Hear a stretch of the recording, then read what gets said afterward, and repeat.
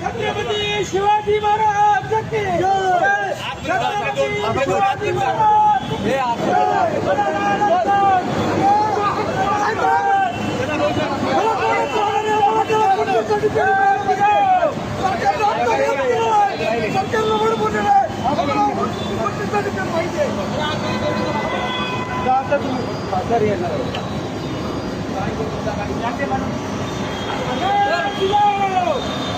मराठवाड्यामध्ये राहणाऱ्या मराठ्याला 19 सर्टिफिकेट मिळणार आहे असं सरकारनं सांगितलं होतं.